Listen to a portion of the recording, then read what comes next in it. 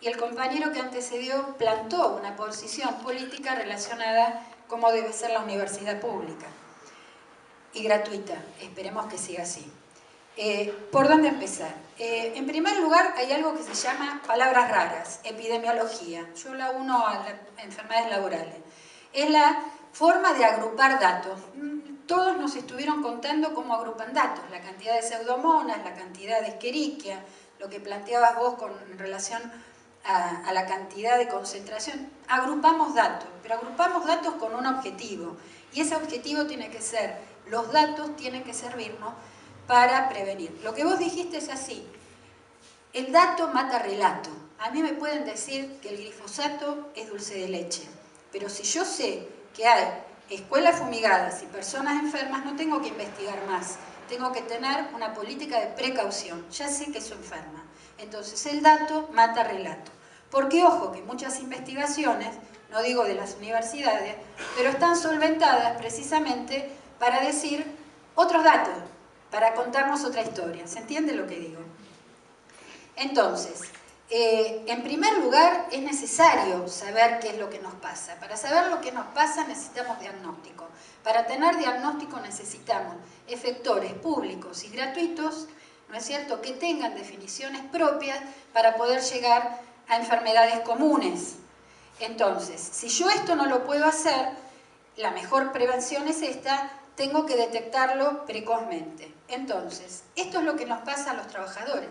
Los trabajadores en este momento, y más si se plantea el tema de la flexibilidad laboral, que es muy complejo el tema, lo primero que tenemos que saber que los trabajadores metidos en un ambiente, los trabajadores químicos no son nuestros enemigos, porque abren fábrica y dan trabajo.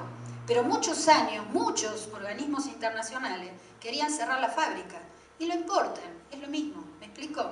El tema es qué definición política, y no hablo de partido político, sino como Estado se tiene. Y decimos que el trabajo que hay que hacer dentro de un ámbito laboral tiene que servirnos también para el afuera. Es ahí cuando se cruzan los intereses. No son ustedes o nosotros, somos nosotros. Y esta división de fábrica para adentro y fábrica para afuera, yo soy asesora del sindicato químico, y lo primero que se quiere es cerrar la fábrica. Y no tenemos que cerrar la fábrica. Las fábricas tienen que estar abiertas, tiene que haber puestos de trabajo, la gente tiene que ir a trabajar bien y volver a su casa sana y salva. No como ahora, que se cierran los puestos de trabajo y en muchos lados se trabaja de cualquier forma porque hay problemas para conseguir trabajo. Esto ya lo vivimos. Entonces, lo que nosotros decimos, que revisar a un trabajador, tiene que ser un acto médico. Los médicos tenemos que estar al servicio. Lo que vos planteabas en la universidad, lo mismo los médicos. No puede haber médicos que de acuerdo a quién le pagan determinen. No puede haber médicos del trabajo que si te paga el empleador al RT, el diagnóstico es diferente. Por eso decimos que el revisar a los trabajadores, hacer un monitoreo de trabajo, generalmente se toma como ausentismo. Se revisa al trabajador a ver si faltó y si me mintió. No se consideran las condiciones de trabajo, ni tampoco se tiene en cuenta cuáles son los datos de la ciudad o del pueblo y los datos que supuestamente ese médico recoge. Una vez que está el daño, la prevención fracasó. Y esto lo pongo acá porque me lo alcanzaron los compañeros y la verdad que si es así, es complicado. Acá no hay nada que investigar. Si del 1980 al 2009 hubo 620 consultas oncológicas y en 2 años hubo 1090, y algo está pasando. Esto es un dato del hospital, ¿el médico es? El exdirector de Maril. Bueno, es un médico de ustedes que gentilmente dijo que no tenía problema que lo nombráramos, pero fíjense ustedes, ¿no? O sea, en 2 años, yo no sé las cuentas, por ahí acá los científicos saben más que yo, pero hay un montón, es decir, y si hay más casos, evidentemente algo está pasando en este pueblo. En este pueblo como en todos, también pasa en el sur con el tema, también hay plaguicidas, o sea, este país está muy complicado al respecto y viene desde hace muchos años. Entonces, la mayoría de las personas se enferman a lo largo de su vida. No siempre tienen que ver estas enfermedades con el trabajo o el medio ambiente, pero hay actividades y lugares donde existen problemas de salud. más enfermos de lo que se espera. ¿Qué es un brote? Un brote, yo espero 5 gripes y aparecen 50. Como decía uno de los compañeros que hablaron antes, no, vos, hasta mi mamá lo entiende. Si esperás 5 y hay 50, evidentemente hay un brote. No hay que esperar a pensar, a que vengan los científicos, entonces se hace una licitación al Ministerio de Salud Pública, entonces no hay reactivo. Yo soy médica del Hospital Muniz de Buenos Aires, que es un lugar de infecto contagiosa.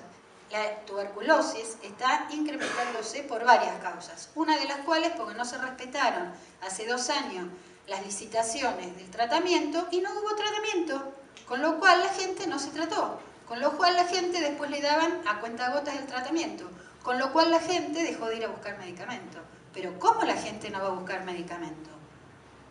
¿Se entiende? Entonces es esto que falla muchas veces y el hilo se corta por lo más débil.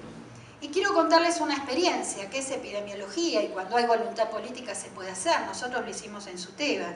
El tema de la voz, muy cortito. En primer lugar, para las docentes que están acá, la voz no es una herramienta. Durante muchos años nos metían que la voz era una herramienta de trabajo. No, la voz es parte de tu cuerpo. Porque una herramienta se gasta, vos no. Digo, a veces las palabras que se utilizan generan ya directamente, digamos, un sentido político, ¿no es cierto?, en esa definición. Entonces, por eso nosotros decimos que es un medio de comunicación, expresión y no una herramienta. Fíjense, esto fue hecho en el 92, 93, hace muchos años, pero sigue vigente. En primer lugar, queríamos demostrar que las docentes, esto fue previo al listado de enfermedades profesionales, porque no ponían ninguna enfermedad profesional en el listado de enfermedades profesionales. ¿Por qué? Porque es la segunda causa de enfermedad profesional denunciada en el país desde hace años, y ahora les voy a contar.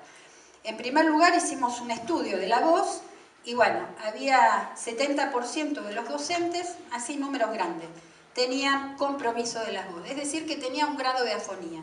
¿Se entiende? ¿Me explico bien? Estaba trabajando. Y estaba trabajando, porque íbamos a las escuelas. Bien. El 30% no tenía compromiso.